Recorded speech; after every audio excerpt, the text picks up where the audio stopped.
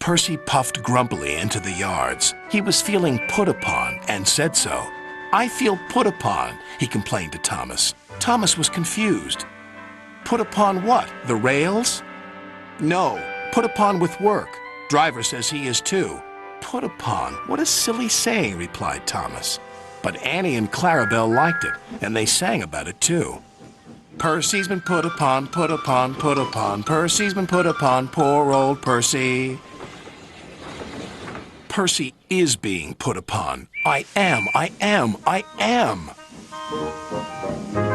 He collected metal from the foundry, coal from the yards, flour from the mills, rock from the quarries, and fuel from the depot. Then he delivered it all to the docks.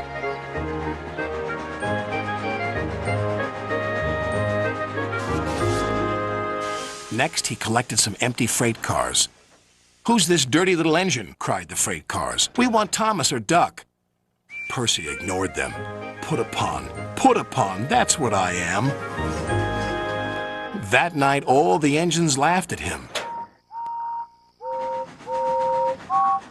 "We can see what's been put upon you," said Thomas. "Silence," said Sir Topham Hatt. "Percy, you've done a good day's work. Now get a good night's rest." "Yes, sir. Thank you, sir." Next morning, he took some freight cars to the coal yards. Then he had to push empty freight cars to the mine shaft. When he arrived, there was trouble. The foreman spoke to his driver. "The freight cars are stuck on the mechanism. All they need is a good push. We'll do it right away." Percy shunted back to where a large canvas barrier was used to protect his line from loose rocks. Percy charged at the line of freight cars too fast and too hard. "Oh no!" gasped Percy. The freight cars broke free, but ran out of control to the mines below. On! Faster, faster!" the silly freight cars yelled.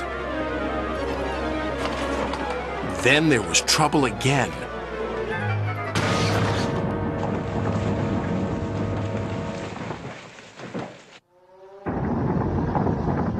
"Get out of here fast! The mine's collapsing!"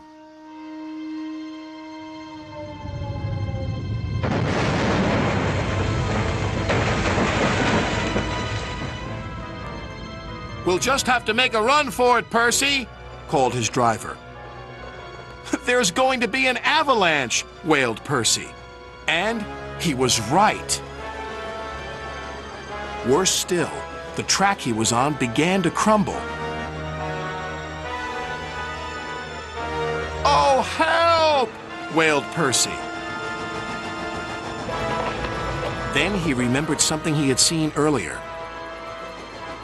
"There's a canvas barrier by the track. That might save us." They were just in time.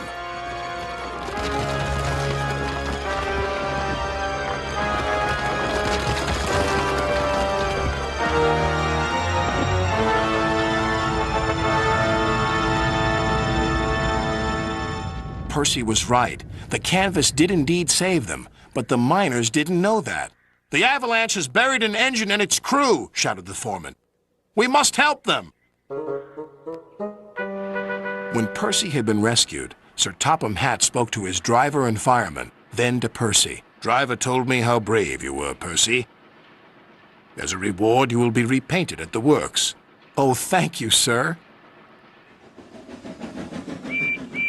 When he returned, Percy's coat glistened in the sun. "I'm sorry we teased you, Percy," said Thomas. "You were certainly put upon by that avalanche." "Yes, indeed. But just look at my new coat of paint. Now, I don't mind that being put upon me."